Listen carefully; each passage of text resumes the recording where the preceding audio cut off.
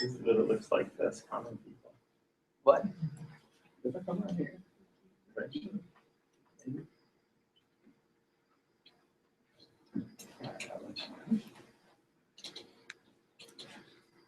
I'm gonna have to leave. It's okay. All right. Let me try one thing and see if it still works, which is this. So no, Yeah, that's good. they look different though. Why is Oh. that? Did anything change? Yeah. So No. there's a lag. What? Oh. What? Yes, our Wi-Fi is not that good. I think maybe I should come out of this and just go full screen. Because I think when I go whatever the full screen mode on Acrobat, it just switches somehow switches to the webcam. Yeah, you have to, right. So I'll just leave it at that. Got a nice view of these things. Bring up the Hangouts page again. It's still on you. Sorry. Your screen share. That's odd. I would choose, if you choose desktop 2, it should, well, not. I mean, oh, If you use desktop 2, it'll probably show the full screen slides. should we try or is Yeah, this? give it a shot. What else we do? Yeah. Like a No, he just wants. Oh, desktop 2. yeah. And then I don't have the slides. We'll present to everyone. All right, and do your full screen thing. Looks so doubtful. Yeah, because I tried some similar stuff yesterday.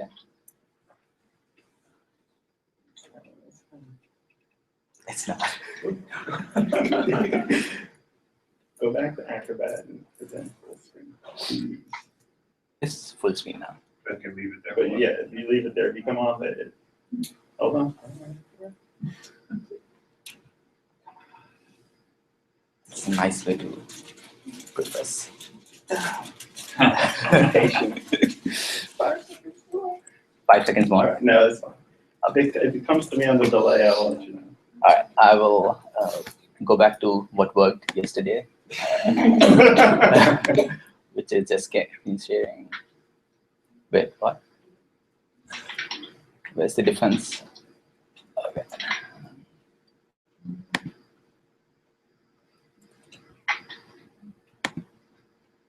Whoa. Well. Oh, because you're moving. Yeah, hold on. You're-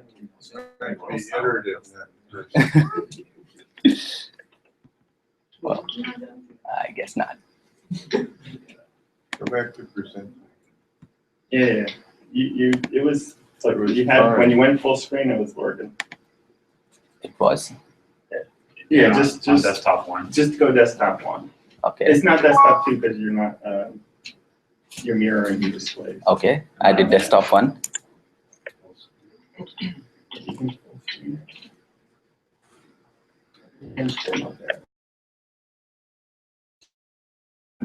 Sorry, that. All right, no more jokes. It's showing what your screen is. It's just Yeah, delayed by about you're good, you're good. 25 seconds. So. All right, let's see. You're good. Oh, sorry, I missed it. All right, I guess Yeah, I'll, If you put it back, it'll come back. it is there though. I mean, it's full screen and hopefully Yeah. it's just delayed. Yeah, yeah. No, I'm watching it. All right. You're super sure. Thank you.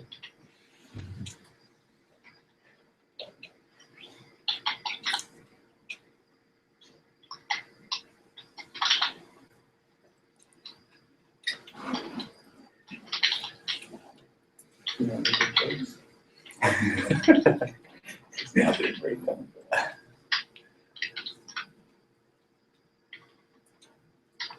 There.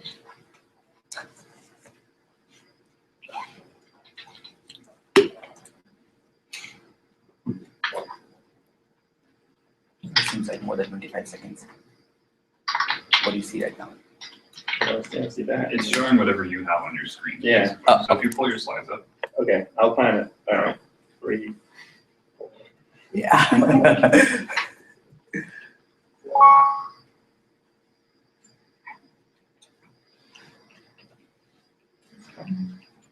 13 seconds lag.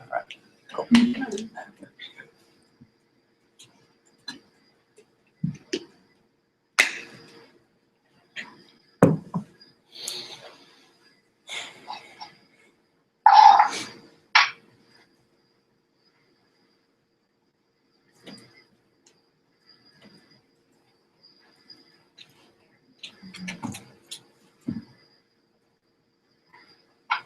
Anybody called Tara? No, I did not call her. I don't have a number, but yeah, did not anticipate this. Tara did video, right? Yes.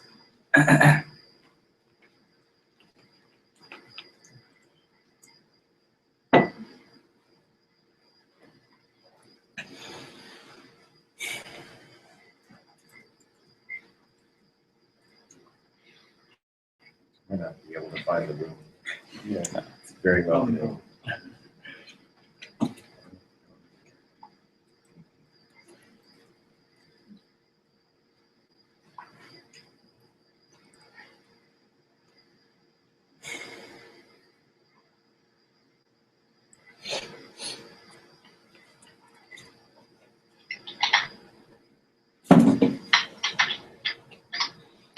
Oh, by the way, there's some cookies and soda back if you guys want to have some. You're serving us cookies and soda. There's diet soda as well. No lean chicken? No lean No chicken. salads? No.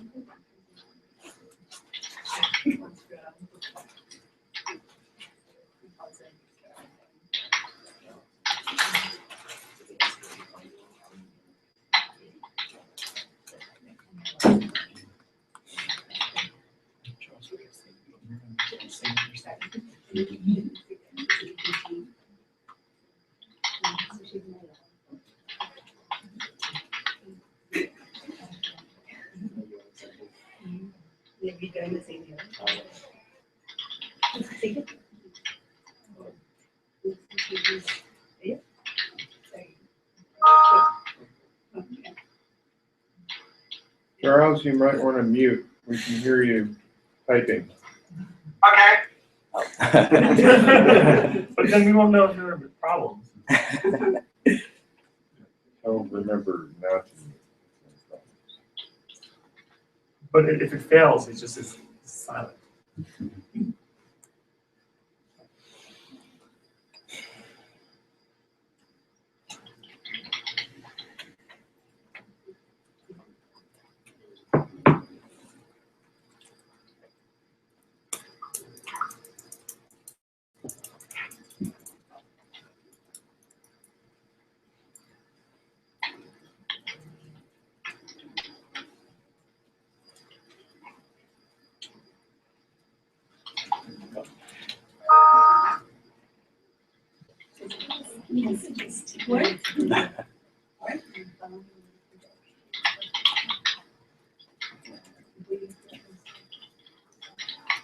We can still hear you. How's this? Oh, that's the mitzvah of the computer. Whatever you said. It's okay to have an accent, but it's okay to be challenged. not okay to do both.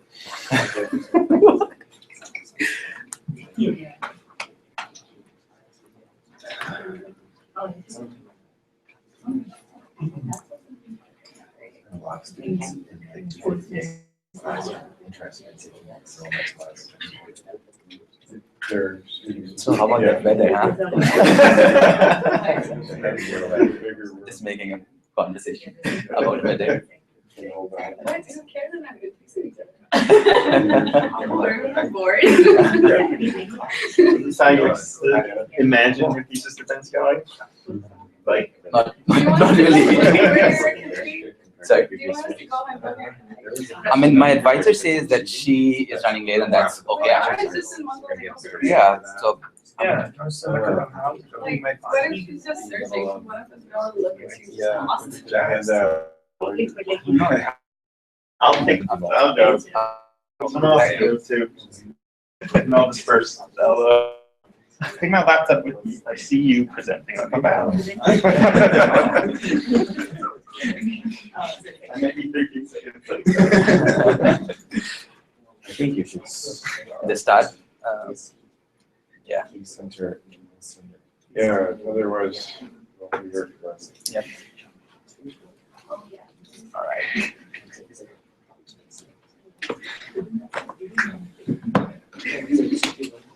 Oh, we just sent.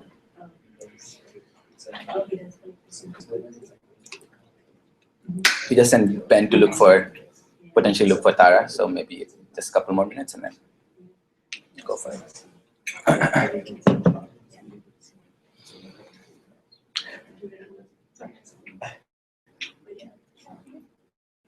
If someone's 20 minutes late, that means they just automatically sign your paper.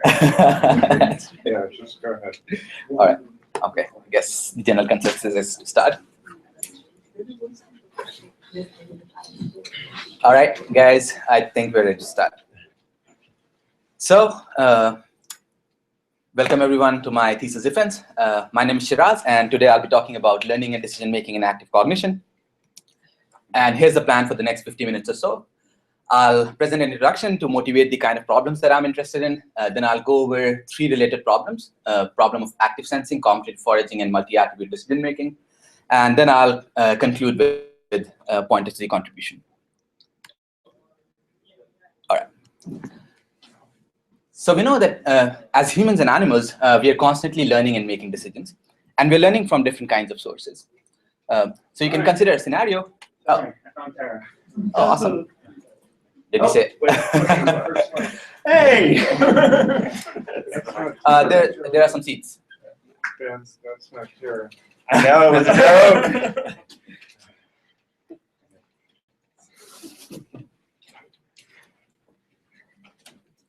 All right, so I was telling you, I was giving an example of the kind of thing that we might learn. So if you move to a new building and you're trying to figure out what are the locations where you could potentially get good signal, and one way to go about doing that might be to just randomly go to places and see where you can actually hear the person on the opposite side.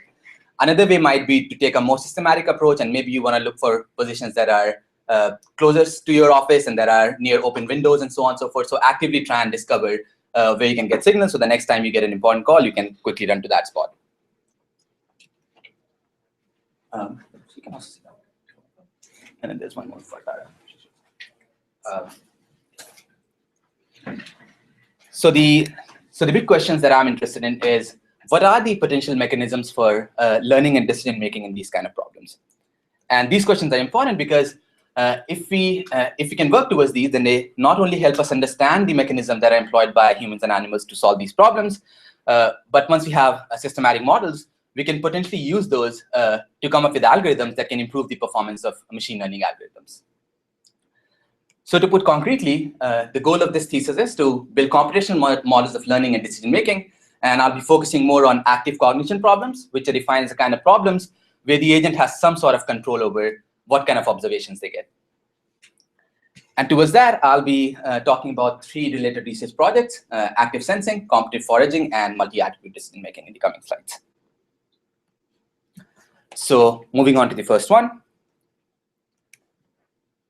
So active sensing is the problem that you have some sort of a sensing task, and for the sake of concreteness, say you have a visual task. And a common example would be like, where's Waldo? So you're looking at a picture, you're trying to find Waldo, and the question that we are asking is, how do you decide which location you want to look at, and for how long, and then how do you decide when you want to move on and to which location, and so on and so forth.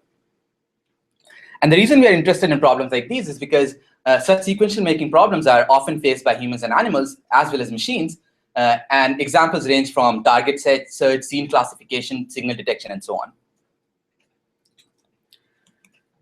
The first observation that we want to make towards that is that when it comes to human eye movement, it's fairly task dependent.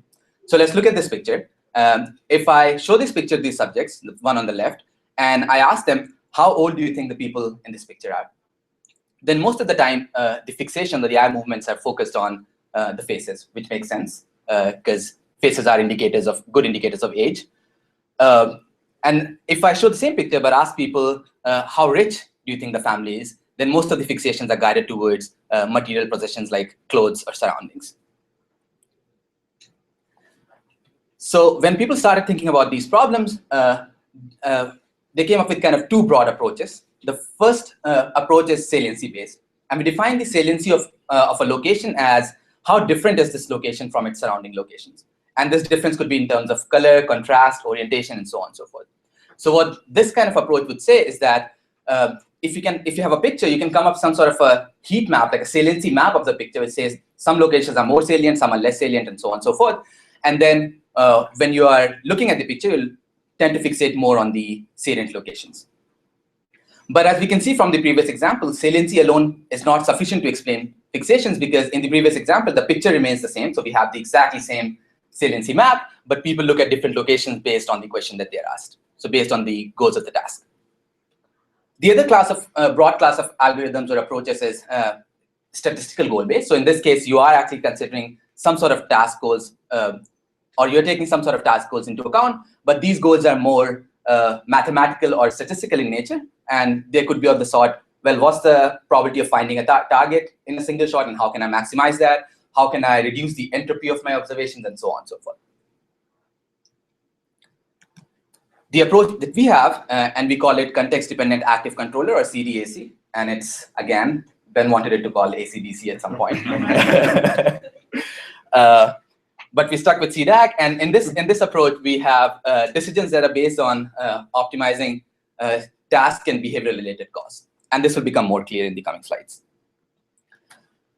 So the summary, the main contribution of this work is we come up with a novel behavioral model for active sensing. There has been some related work. For example, actually Tara and one of her students worked on a somewhat related problem, but we consider some new things, which makes the problem challenging in its own sense. We also have some sort of approximations, because the algorithm that our model leads to is computationally complex. It's expensive, so we want to come up with some approximations so that we can generalize this to more real-world complex problems. And lastly, I'll also talk about briefly how we can systematically extend this to include peripheral vision.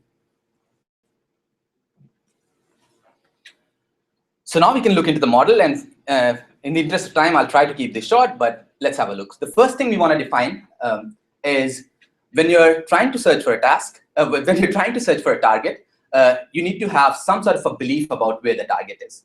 So we define the belief as, what does the person think is the probability that the target is at location I, given a t observations, vector of observations, which are denoted by this vector lambda t. And this can be computed iteratively using Bayes' rule. So that's the more trivial aspect of things. And then moving on to the more important aspect, which is the control strategy. So once you have some sort of belief where the target is, how do you use that learned information to make decisions?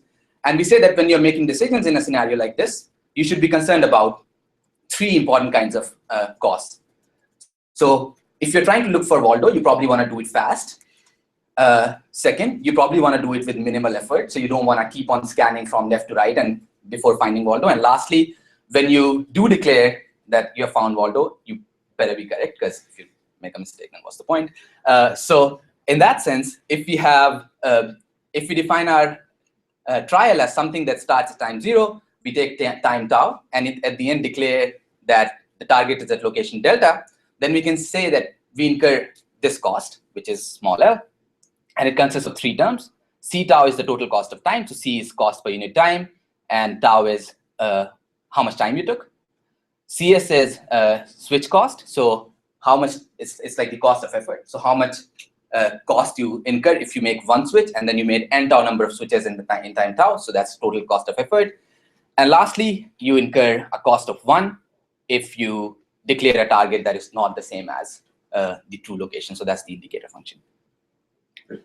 This, after a certain amount of time, you're better just to choose wrong. Than Yes. Okay. Because you keep on incurring the cost of time. So once we have the cost formulation in place, we can actually write down this self-consistent equation, and this leads to a value iteration-like algorithm, and says that if we can solve this equation, the last one, then it'll give us the value function as well as the optimal policy.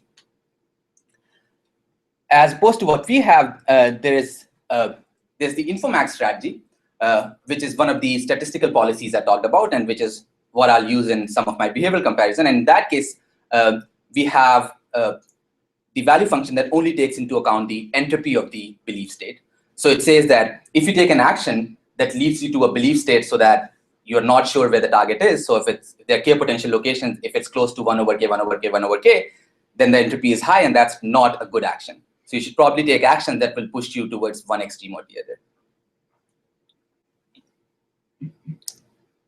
other. Charles, we are on to slide number 10 now. Sorry, I forgot to keep you updated. Charles? Okay. All right. Okay. So I'm just making sure you can. All right. So once we have that equation, we want to solve it. Right now we have belief states which are real vectors, and if we have k potential location, then it's a k minus 1 dimensional real vector. And one way to actually evaluate value function at these uncountably many belief states is to have some sort of discretization at each level. So at for each component, if we have d levels of discretization, then we reduce our humongous state space to d to the power k minus 1 states. And then we can potentially try and learn the value function of these states. But as you can see, this problem gets quickly out of hand. Exponential computer science. So to help with that, we look into 2 different kinds of approximations. So the first kind of approximations are where we try to directly approximate the value function. So the main problem with the previous approach is we are trying to learn the value function at d to the power k minus 1 states. In this approach, what we try to do is we choose a very small subset of states from those d to the power k minus 1. Try to learn the value function at those states, and then try to fit a basis function to those so that we can generalize over the ones where we did not try to learn directly. And since we note that in this case, value function is fairly smooth, this approach works pretty well. The other approach is instead of doing dynamic programming, you can have some sort of one-step approximation where you say, well, in this process, you only have 2 options. You either need to stop now and make a decision where the target is, or you can just make one more observation before deciding where the target is. So it kind of replaces this up to the horizon planning to only one-step planning.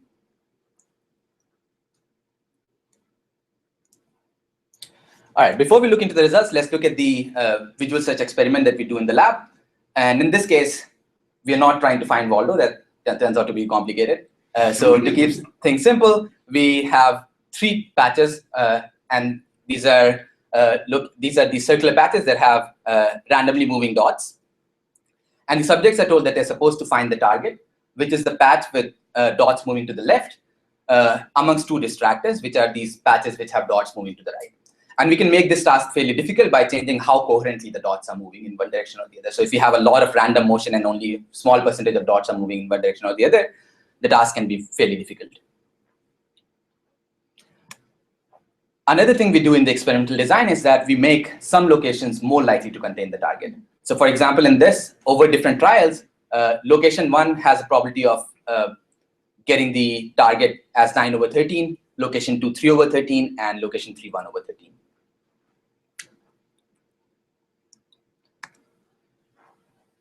So what we want to look at first is how people allocate their first fixation in this task. So let's try and reason what will happen if people were only making fixations based on saliency. In all these three locations, the saliency is exactly the same, because all of these are patches which have random dots. They have same level of coherence. Dots are moving to the left or the right, but they're counterbalanced between subjects. So if it comes to saliency, all three patches have the exact same saliency. So if people were basing decisions just on saliency, we would expect them to look at all three patches equally as much, or allocate same fraction of choices to each patch. But what we notice is that in the black bars, the people allocate more fixations, or more. They allocate a higher fraction of choices to the patch that is more likely. And the white bars show that if the target is not at the most likely location, then they allocate their second fixation more to the second most likely location. So it kind of tells us that people actually learn something about the experiment. They actually learn statistics of the experiment. Once we are convinced they learn something, then we want to know how do they use that learned information or knowledge and make decisions. How many trials? 10 subjects, 8 blocks, 7,200. 9 trials per block. Yes, no, 90 trials per block. 90. Yeah. So one of the more interesting, Charles, we're on to slide number 13. One of the more interesting things that we observe in the data is something that's known as confirmation bias. And it says that people have a tendency to favor more likely locations. And what that translates to, if people start looking at location 9, and this location indeed has a target, then people are more likely to confirm it. So we get more hits. On the other hand, if people start looking at location 9, which is the most likely location, and the target is not there, even then people are more likely to say it's there. So just false alarms, they just think it's there. And lastly, if it's patch 9 where the target is, people are somewhat faster to confirm that it's there. Whereas if patch 9 does not have the target, people spend longer before moving on because they want to be sure that they are not missing it. So this is what we observe in the data. And then we see that, so the first row is the data, and then we see that the model that we have, it actually captures all these trends, both qualitatively and quantitatively. We also know that the myopic approximation can capture some of the trends, at least qualitatively. But Infomax fails to capture most of these trends.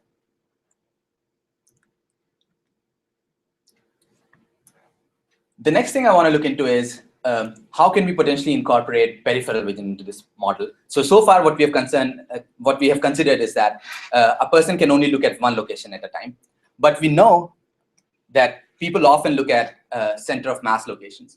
What that means is, again, if you're torn between location A and location B containing Waldo, then instead of putting all your eggs in one basket and devoting all your attention to location A, you might want to actually look at location A or B. You might actually want to look somewhere in the center so that you can get some low quality information from both locations. And once you have some sense, then you can move on to confirm if it's A or B.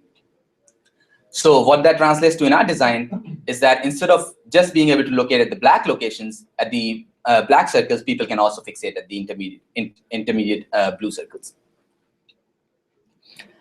And we show that that our model CDAC can actually be extended to this problem by properly defining observation vectors. So instead of single observations, we can define vectors of observation and extend our approach to incorporate this peripheral vision. All right, to summarize this part of the talk, I presented a behaviorally motivated model of active sensing that we call CDAC. I went over some approximations, value function based and myopic approximation. We also have a novel threshold bound to augment Infomax, which I didn't talk about here. But if you're interested, you can either look into the paper or talk to me afterwards. I went over some comparison to human data in a simple task, talked about how we can potentially incorporate peripheral vision into this framework. We also generate some predictions where models will differ. So this could help us to potentially find new experiments. And the way to extend this line of research would be simple ways like increasing the number of target and fixation locations, something that we already started investigating. Furthermore, we can also look into how we can extend this to a continuous landscape. So instead of allowing specific locations where you can have fixation, what if you're allowed to fixate anywhere? And lastly, we can see if this can be extended to other sensing tasks like scene classification. All right, so that was the first part of the talk. If you guys have any quick questions, we can do that now. Otherwise, I can move on to the next part. All right, next part it is. Oh, okay. It's probably like delayed, but so in the task, the people see the image multiple times, and you've changed the location that's moving left, and that's why they know that it happens more frequently in one. Yeah. Task multiple times. Yeah. All right. What, in between, how did you give them feedback? When they would select 1, 2, or 3, you would tell them they were right or wrong? Yes. After each individual trial? Or at the end of the block? Or After each trial. Yeah. Because for each trial, they get some sort of reward, and they can actually see if they make a mistake, they can actually see that they got, but like they have like a reward bar, and it just drops. Yeah. No electric shock. No electric shock. So the bar is slowly decreasing anyways because they're taking time. But if they at the same time also make a mistake, it just bam, like it's gone.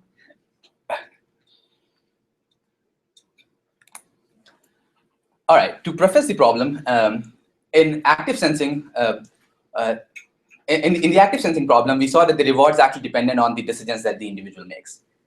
But there are also scenarios in which your reward can depend on the decision of other individuals. So, for example, consider the case that you go to a GSA event. You're a grad student looking for pizza. You go to the first table and you find a slice of pizza. Now, do you want to take that pizza and be happy? Or you look at this other table where there's a lot of grad students. Now seeing a lot of grad students kind of tells you that, oh, well, maybe there's a lot more pizza there. So maybe you want to follow the crowd and just go to that table. But at the same time, you're kind of scared because all these rowdy grad students could grab all the pizza before you get there, or there might be just too much competition. So do you want to follow the crowd or avoid it? More formally, competitive foraging is the problem in which it's not only about pizza. It's a problem in which you have an environment with unknown resource distribution, and you're trying to maximize your reward when you also have competition present. And the reason we are interested in a problem like this is because not only does it help us understand foraging behavior in human and animals, it has applications in robotics, channel selection, even online dating behavior.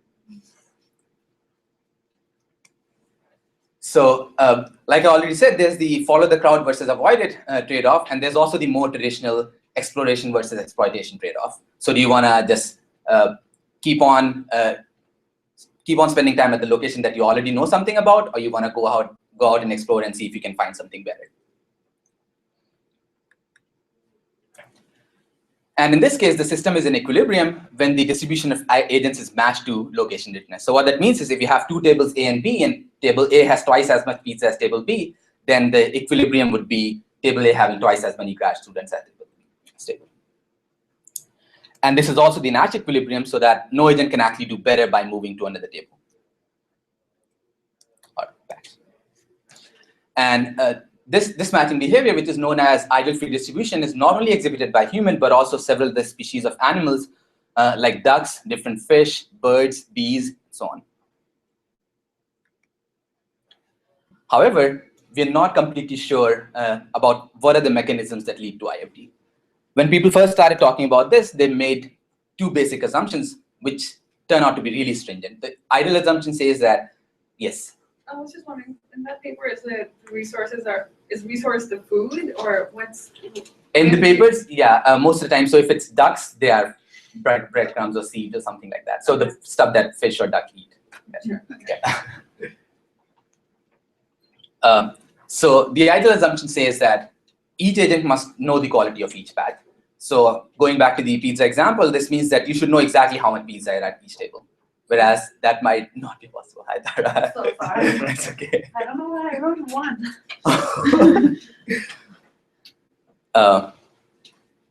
So yeah, this is like the second part of the talk. Actually, the first part is the active sensing project, which you are quite familiar with. So yeah.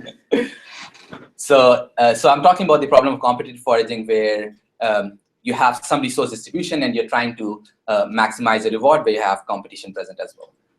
And we were talking about this pizza problem where you, as a grad student, if you go to an event where there's some amount of pizza on one table, but less competition, but then there's some table where there's a lot of grad students, maybe you want to go there because you think there's a lot of pizza, but maybe you don't want to go there because there's competition. And this matching behavior is called ideal free distribution. And the assumptions that were made for IFD to emerge were that each grad student should know exactly how much pizza is available at each table, which is a stringent assumption, because if the table is surrounded by a lot of grad students, you clearly cannot see how much pizza is there. And the second assumption is called the free assumption, which says that each agent or each grad student should be free to move between tables without any cost. Again, that may not be true because one, when you are moving from one point to the other, you might have to wade through the crowd, and two, you're also losing time, and in this case, time is pizza. So we find out that these are pretty strict assumptions, and the main thing that we want to look into is, can we come up with a model of foraging that relaxes these strict assumptions and that can still achieve optimal solution in a competitive scenario? And before this, there have been several attempts at trying to model this process, but most of the times these don't take competition into account.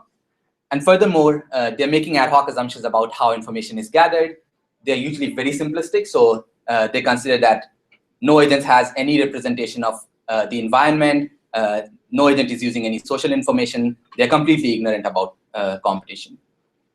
And because of that, these algorithms are usually slow to converge because they're only relying on the information that you get. So again, going back to the pizza example, you only trust how much pizza is at a table once you have gone to a table. Whereas like we argued, just by looking at the density, the number of grad students around the table, you can probably make some guess about how much pizza is available there. All right, now we can look into the model.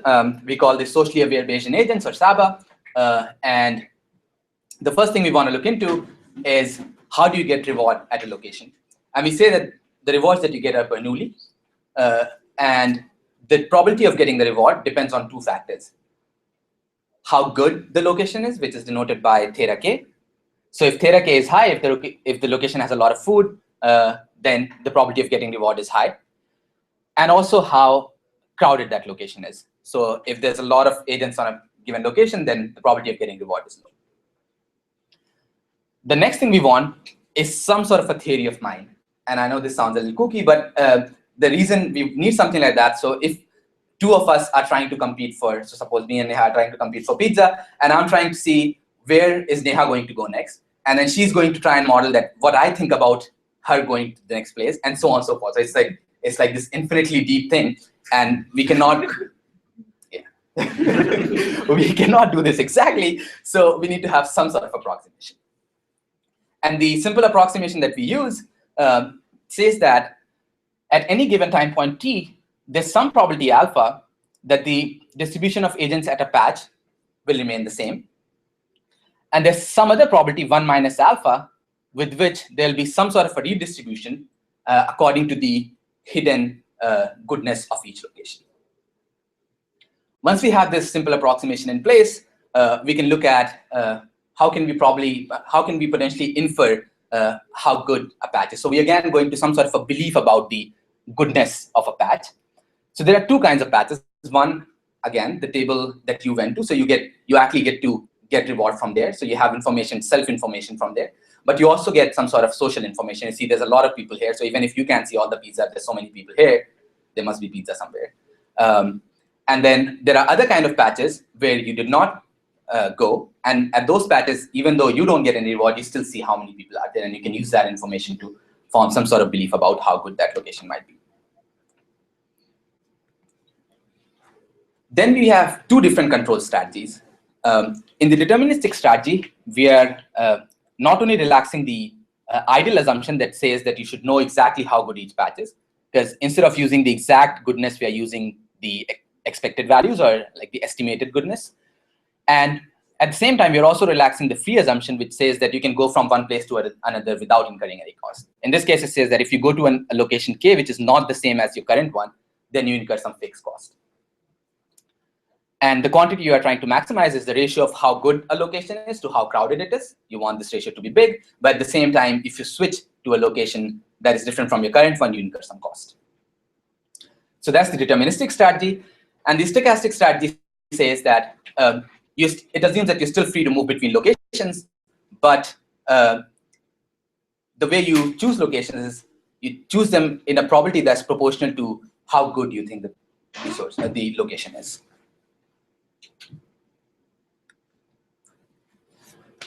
We also came up with a baseline model. So this is a kind of model. This is the model that's based on previous work. So it's the kind of model where you're just taking individual agents into account, but you are assuming that these individual agents know nothing about others.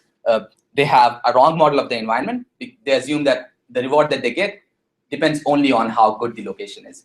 So if they get poor reward, they're just going to assume that the table is bad or the patch is bad, whereas we know they might have gotten less reward just because there were too many people there. And then they use this erroneous model to update their belief about the chosen patch, and they cannot update their belief about the patches that they did not go to because they're not using any social information. And after that, they use a very simple greedy deterministic strategy, which just says, well, I have some estimate of how good a location is, and I'm just going to go to the best one. Now, we know that this is the sort of model that has been done before, so we know that this can achieve the optimal solution. What we want to see is if we incorporate competition and social information into the model, that like we did, can it still achieve optimal solution? So for that, slide number 24, Charles. For that, we look into this two-patch environment. So we only have two locations, and the dotted lines indicate how good each location is. And then the solid lines indicate the agent distribution. So we see that the naive agent model, which is based on previous work, roughly achieves the optimal solution, which is matching. But we see that the deterministic and stochastic strategy can lead to optimal solution as well. In fact, the deterministic strategy that takes social information into account can converge faster than naive agents, at least in this scenario. The next thing we want to look into is what might happen if we have an environment that changes abruptly. So for example, maybe you were looking for water and there was no water in a location last day, but that night it rained heavily and now there's a lot of water. So all of a sudden the quality of the path changed. And we see that in that case, neither the existing kind of models, which are the naive models, nor the deterministic strategy that we have can actually adapt to the changing environment, whereas the stochastic strategy does. And this is kind of expected because in this case, we are making some assumption about the environment. In the assumption we made is that it's not going to change, but then we went ahead and changed the environment anyways. So we needed some sort of stochasticity that can overcome this wrong assumption about the model, which is provided by the stochastic strategy. So in fact, one of the more obvious ways to extend this work would be to incorporate the assumption that the environment can change into the generative model. So to summarize, in this part of the talk, I went over a behavioral model of foraging that relaxes previous stringent assumption about what you know about the environment and how you move in the environment. And it can still achieve optimal solution when considering one of the things that went into the model is the theory of mind, which is how other agents are going to behave. I went over a comparison with the baseline model that ignores competition and social information. This has potential application in understanding human and animal behavior, online dating behavior, and so on and so forth. And the ways to improve or extend this line of work would be simple things like assuming that the environment can change, so like a dynamic belief model, having heterogeneous agents. And this is important because in animal literature, it has been shown that there are some kind of, in the group, there might be some agents that are really bossy, so they can actually affect the optimal solution. If they go to a path, they don't let anyone else come there. So we might want to see what happens if we have different kinds of agents, some agents that have different behavior or different assumptions about the environment. We can also look into better crowd dynamic approximations. So right now we have a very simple, you stay with some probability and you move with some probability kind of thing going on. And lastly, we can also look at mechanisms for quality of information trade-off. What that means is, in this problem, we have two sources of information. One is the self-information. So you went to a table and you saw the pizza, which you should probably rely more on as opposed to seeing what other people are doing. So we might want to look into what are proper ways, systematic ways of managing this trade-off, information trade-off. All right. The model that you presented with that converged. Yeah. What was it actually doing? Like what was the actual task that you handed this model that it was? So it's the pizza finding kind of task. So you have two locations, only that the reward is probabilistic. So if you go to a location, you'll get a reward, but it'll depend on not only how good a location is, and the goodness was indicated by dotted lines, but also how much competition there is. And ultimately, we see that if this decentralized algorithm, this decentralized model where each person is trying to do the best they can still lead to this globally optimal solution, which is good for the whole society kind of thing. Like, what were the parameters that you gave it to? Because you said depending on how many opposing agents you can see. Yeah. How many agents did you give it? Did you vary those amounts? In the simulations, 100 agents. Each one of them is doing the same thing, like following the same, has the same representation of the world, has the same control strategy, and trying to do what they think is best for them. So each one can see the other 100 agents? Other 99 agents, yeah.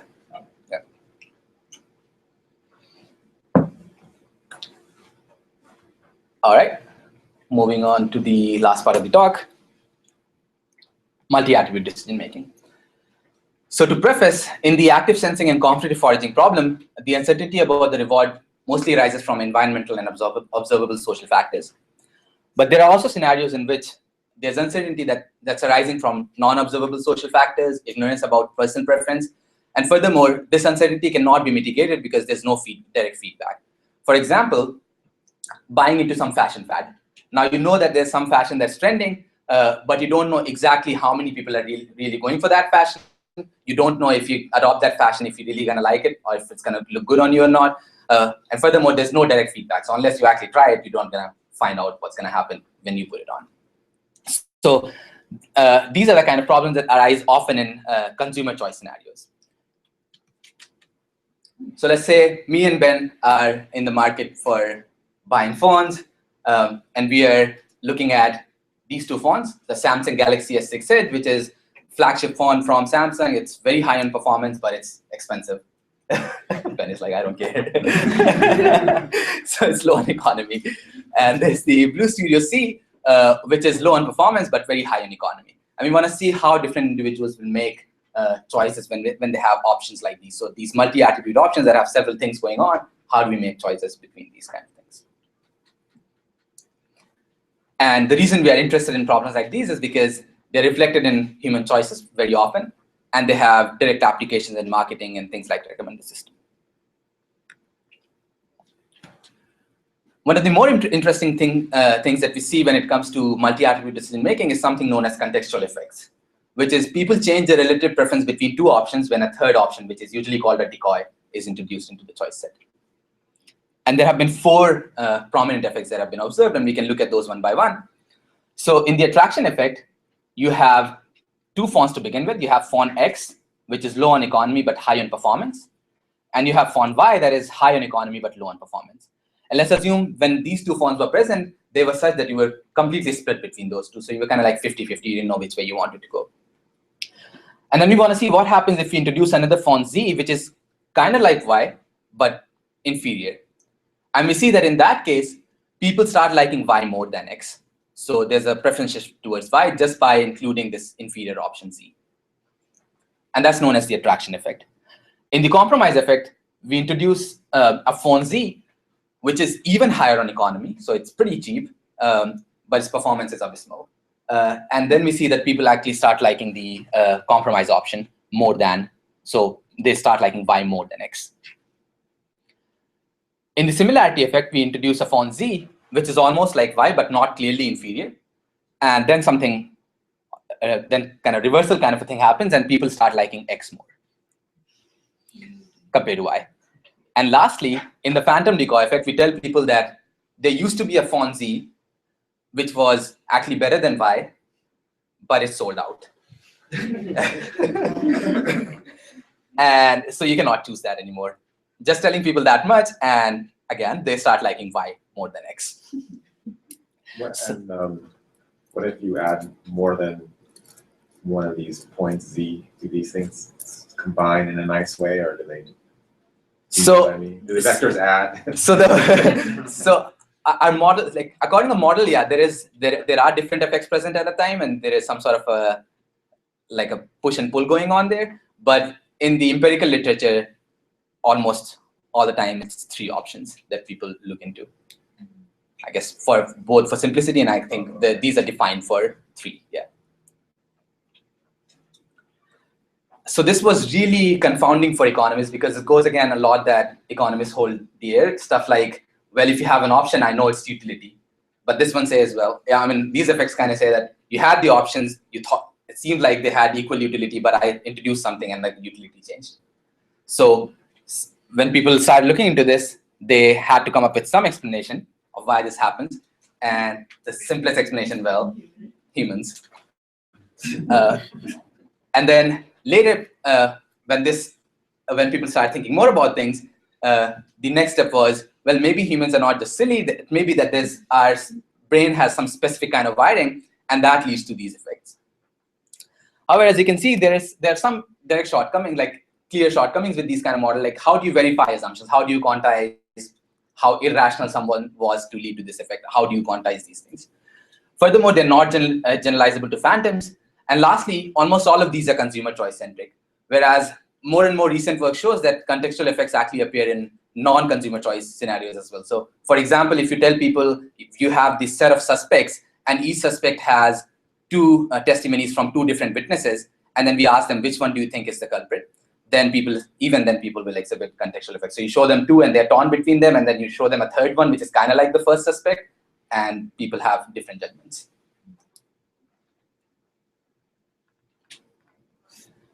So the main contribution of this work is to develop a Bayesian model that can explain all contextual effects in a single framework. And although I won't talk about that much, it's also generalizable to non-consumer scenarios.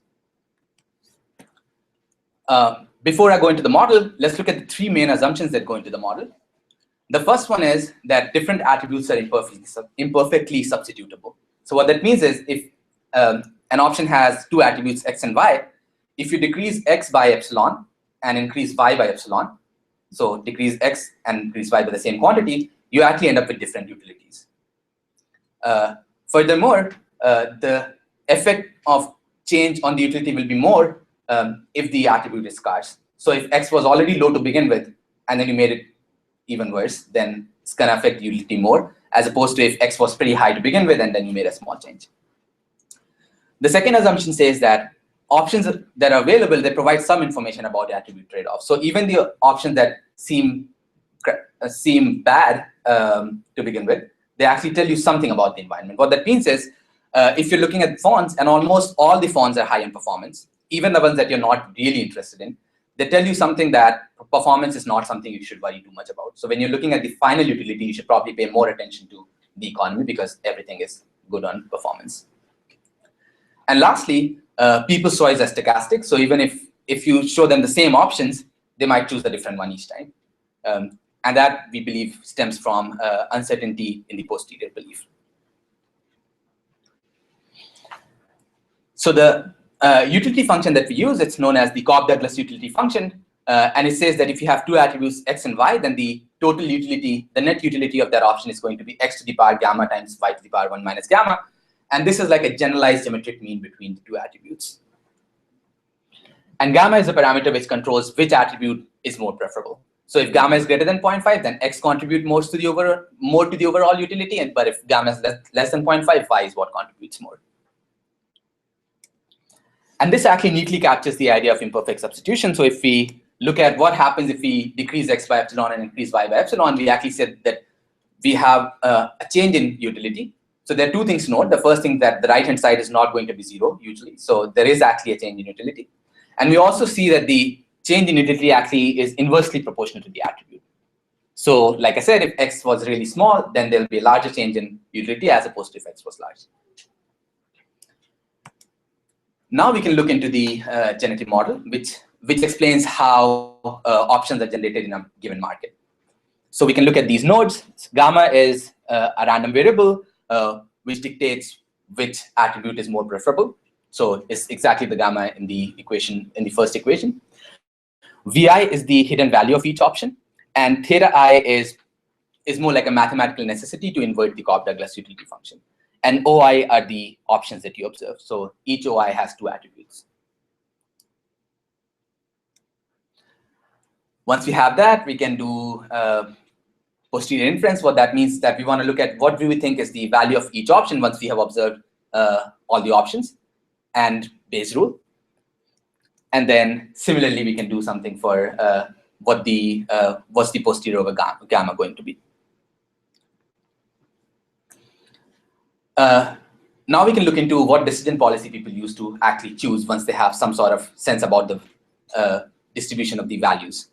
And before that, let me just quickly point you to two streams of literature to help justify the policy we use. The first one says that human choice is actually stochastic upon repeated presentation of the same options.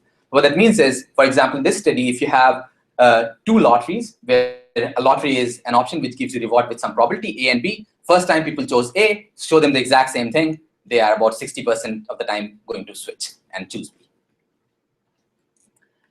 And we also know that humans are known to sample from posterior. What that means is, if you ask people to make some decision based on some quantity, then instead of using some sort of summary statistic like mean or median of the quantity, people are often known to use samples from the posterior. And based on that, we propose the policy which says, in order to choose which option you want to go for, you first generate a sample from the posterior distribution, call that V hat, and then choose the option that has the maximum value in that posterior sample. And let me just point that this is one of the ways to introduce stochasticity into choice. And there are different ways in which we can do that, but this is the simple way for which we go. We find out that unfortunately there's no closed form solution for the posterior belief. So in order to generate samples from the posterior, we use something known as Gibbs sampling. Now we can look into the results. The first thing we do is we look at two fawns, or they don't always have to be fawns. It's just two general options which has two attributes, attribute 1 and 2. So X is, if we do go back to the fawn, X has economy rating 40 on a scale of 100 and performance rating of 60. And Y has economy rating of 60 and performance rating of 40 on a scale of 100. And we see the model says that in that case, the two options should be equally preferable. And this is what we observe in empirical literature as well. And the figure on the right kind of shows why does model actually predict that or replicate that.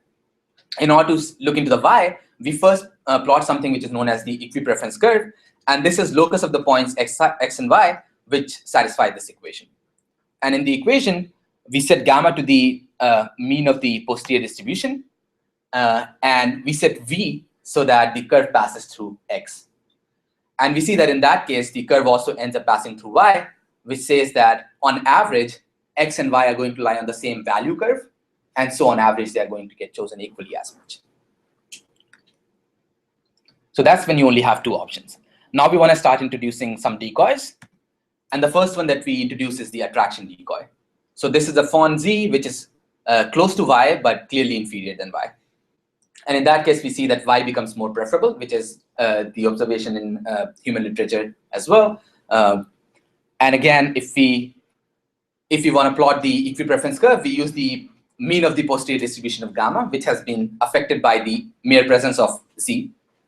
And we see that in that case, the equipreference curve that contains X actually lies below Y. So on average, Y lies higher above on the value curves as compared to X. So on average, it is chosen more. Why did Y move? It didn't move. The curve moved. Yeah. So because the curve is guided by the value of gamma. And once you introduce more options, the distribution of gamma changes. In the compromise effect, we have something similar. Introduction of an extreme option Z makes the compromise option Y look better. And again, it's the curve that has shifted. And similar explanation holds. In the equipreference curve that passes through X has Y lying on top of it. For the similarity effect, the explanation is slightly different, and it's kind of guided by the fact that y and z are really close to each other in the attribute space. So instead of looking at a single gamma curve, we look at two different gamma curves. We look at the red curve, and for the red curve, x lies on the curve by design, of course.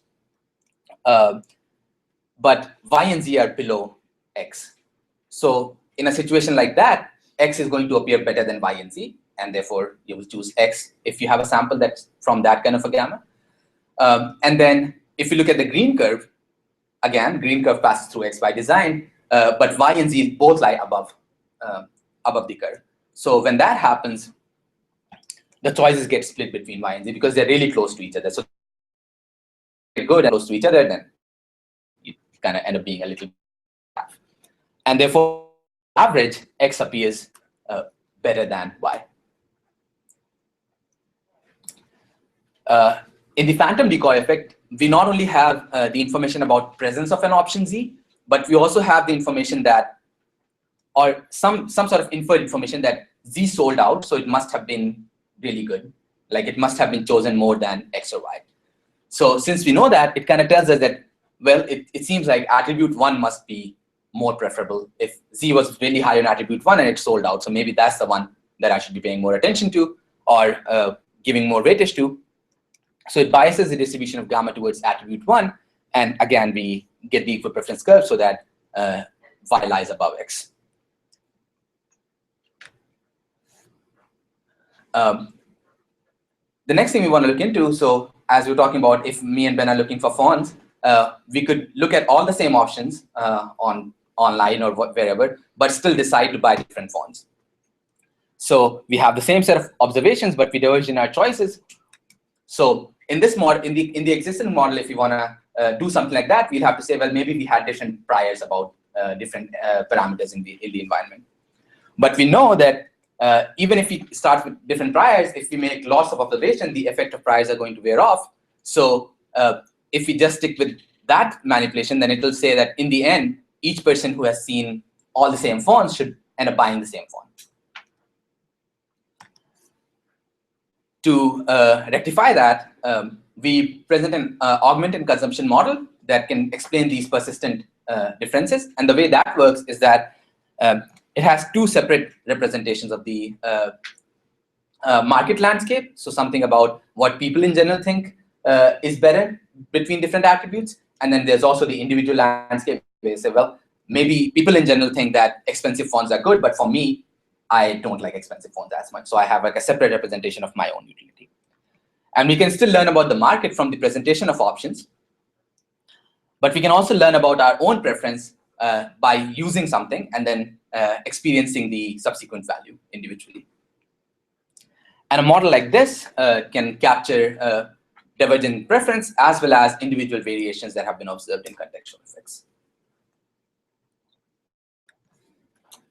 All right, to summarize, I presented a unified account for preference change based on context in multi-attribute decision-making scenarios. I went over the central ideas, which are using options as information, assuming that the attributes are imperfectly substitutable, and the fact that decision-making is based on sampling from the posterior. The model has one main parameter, which is the attribute trade-off, or gamma. And this parameter is also somewhat generalizable. So for example, in the font case, if you figure out that there is a subset of population that is more price conscious, then you can kind of generalize and say, well, that subset of population is probably going to be price conscious when it comes to tablets or laptops as well. So even by looking at like a single task, we can make some sort of inference about generalized tasks. I talked about an extension to a model that can replicate individual differences. And like I hinted, there are applications in marketing and recommender system. And way to extend this line of inquiry would be to look into the problem of preference discovery, which says, well, maybe instead of randomly choosing phone and then deciding which one I like best, maybe there's a systematic way in which I want to sample my phones before I can decide which ones I like best. So what could be that systematic way? And on a more theoretical side, we can see how this relates to the problem of multi-arm bandits, which is the problem where you are pulling levers and gambling and getting some money. In this case, you can kind of think of consuming an option as like pulling a lever and getting some sort of satisfaction. And we can see if there is some relationship between these.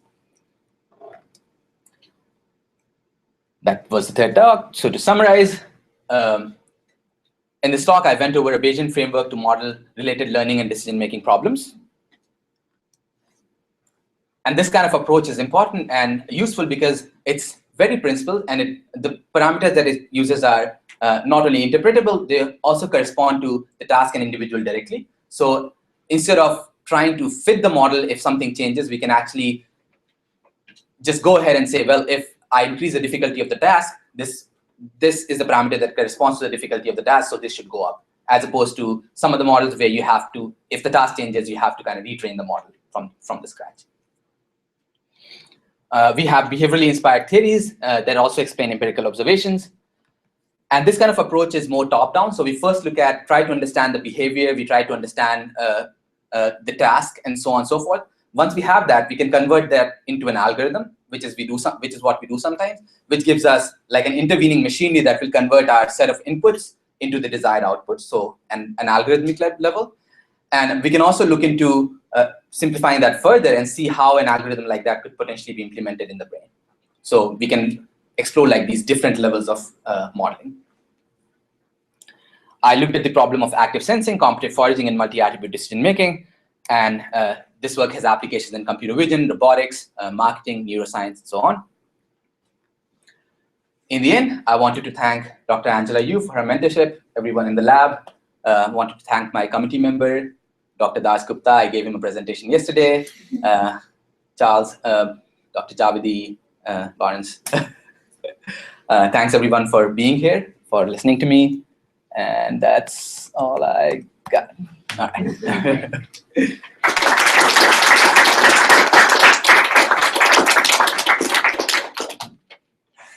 So in the competitive foraging stuff, is there any interest in like the dynamics? Because I mean, you kind of showed the equilibrium state, right? Yeah. So is there interest in like how that unfolds? And like related, like would it be interesting to consider like different priors, like on where you think that, you know, like if you know that like there's good pizza is normally at this table, yeah. and then like but you see people there, right? Yeah. So we were actually interested in finding some sort of a data set that we can use to validate this trial by trial kind of thing. Because right now, like I said, it tells us something about the equilibrium behavior, but it'll be interesting to see if we can find a good data set to see how these decisions are made on a trial-to-trial basis.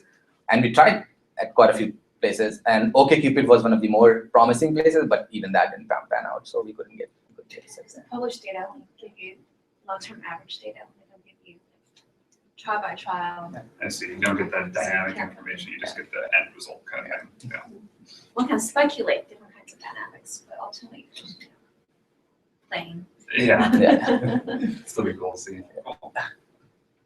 Yeah. Okay, this may be quite naive, but can you Don't worry make the attribute-based decision making socially aware? Because like a lot of our decisions are also based on like reviews we read and things like that. So there's going to be attribute 1 and 2, which are things that are hardwired into our circuit to like decide for. But is there some sort of social awareness? Yeah. So to some extent, this generic sense that we get about how attributes are combined, they are somewhat socially inspired, because we're like, in general, it seems like a lot of people are buying this, so maybe I should pay more attention to that. So that's why the individual difference model that I did not talk about too much in detail separates this kind of a social or like an average of the market component from the individual component.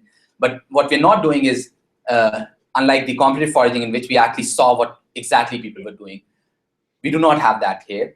But it could be interesting to see if we can also just tell people, well, sit some people down and run an experiment where say, well, see what other people are buying and what do you want. Yeah, like so would you see a social bias towards attribute 2, even if you were hardwired to prefer attribute 1, would that like switch your decision making? I can only speculate. I don't know. Yeah, like in the model, there are ways to in the individual difference model, again, the one that I didn't talk too much about, there are ways to see if someone is very conformist in nature. So there's a parameter that will tell you, well, they're paying more attention to what's going on in the market, as opposed to, you can also make it parameters so that the person is just like, well, this is what I like. I don't care what other people are doing. Could you go back to the slide that you had the 4 effects on the the confounding effect? So your model basically was able to reproduce all of these. Mhm. But obviously the location of Z is important as a deterministic factor, as in you change the location of Z somewhere on this plot. Yeah. This arrow changes and the magnitude of the arrow Yes. changes. Mhm. On your results, basically you presented each individual case of Z. Yeah. But obviously there is some type of phase transition that happens between Yeah. this compromise effect and the similarity effect, or the attraction effect and the Yes. similarity effect. That is very critical. What does that phase plot look like? We actually did plot that, and it actually, yeah, so it'll depend on the magnitudes of the attribute and so on and so forth, but we can see that if you start from compromise effect, so that Y is relatively more preferable, but you keep on moving Z closer and closer to Y, then we see that there's a slow shift from preferring Y more to preferring X more. So we do see those shifts in the model as well. So in this type of a plot, where does Z not affect anything? Or where are we, yeah. I mean, Well, maybe you can find, so in this case, for example, we know that there's a preference shift that happens from liking Y more to liking Z more, and I don't think you can just make a straightforward prediction, like if you exactly put it there, then that's what's going to happen. But in simulations, if you move it slowly, you can keep on running simulations and see at some point before X becomes more preferable than Y, X and Y become equally preferable. So you can simulate that. I mean, if you move Z really close to origin or really far away, they will either never be chosen or always be chosen. And that's not very informative about the other options.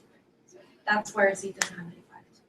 The further away Z is from the diagonal, the line that goes through X and Y, the less informative. well, I was talking more like the node of where, say, compromise effect and similarity effect. There is a node where Z will not affect, because basically the similarity effect and the compromise effect, neither of them gain magnitude or within a certain amount. You mean, is there a closed form solution where that Not tells you necessarily closed exactly form. where Z needs to be in order for it to have no effect? Not necessarily closed form, but Simulation. simulation-wise, we're on average. Yeah. I mean, there's actually a plot of both of those things. I mean, like where the transition goes from compromise to similarity, and also where it goes from similar to attraction. You want to publish papers, so you want to see that. It depends a little bit of the parameters of the problem, assumptions you make about it, and the parameters.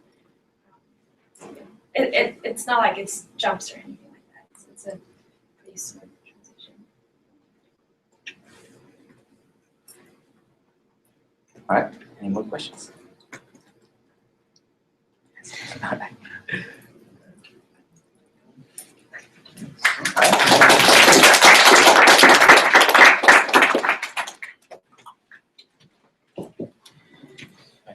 Thanks. Don't forget to hit stop before you start. Oh yeah, hit stop. Yes. Maybe I'll do that right away.